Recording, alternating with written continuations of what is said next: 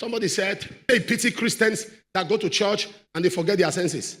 I said, that's the problem. You can't really serve God if you have your senses. If that's the first law of serving God, you must drop your senses. Because how can I be calling on a God I cannot see? It does not even make sense.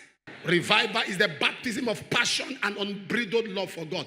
Uncontrollable love for God.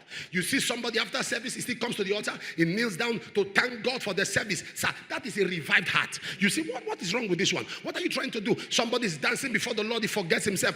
An unbridled, uncontrollable, uncontained love for God is the arrival of an unbridled, uncontrollable love for God. That is revival. Sir, when God shows up in your life and you start behaving like a child, you can be childlike but not childish.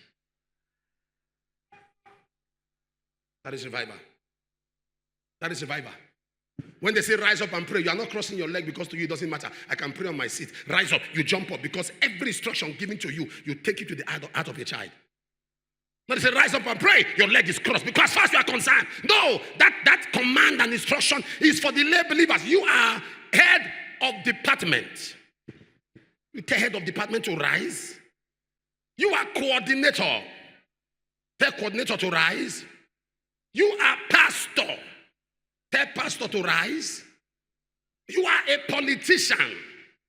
Tell senator to rise. When they say rise, it's for the commoners, for the populace, not we in government. When they say, but when a man is revived, he has the heart of a child. He is so eager to obey.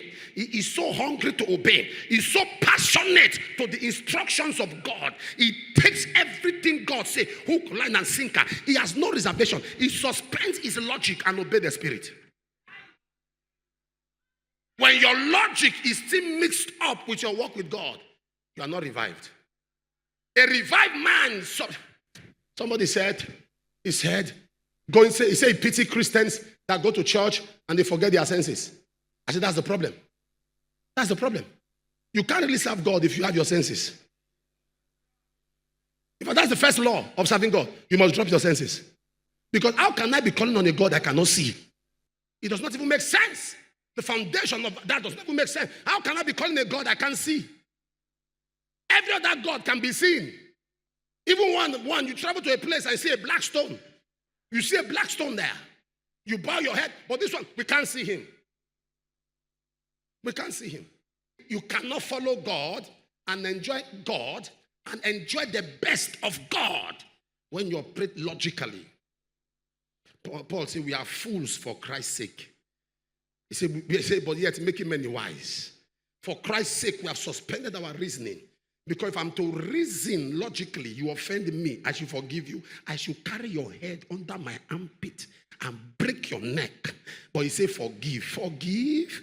He says, submit to your husband. This man that his head looked like luxurious boss, very stubborn human being. As you submit to him, he says, submit yourself to your husband. This man, this one that has no character, this one that pummels me, he said, yes, submit. He said, love your wife with her arrogance and with her pride. Very cocky, very sagacious, very, very proud. God said, love her like that. She has no respect for your mother, no respect for your father. He said, love her like that. Christmas is coming. You are telling her to say something. She's already trying to strategically tell you that your parents are in the village. Don't even think of traveling there. He said, love her with her character. You know, sometimes if you are logical, you say, Father, I know you say love your wife, but Father, Lord, let me just tell Paulina that this is my right hand.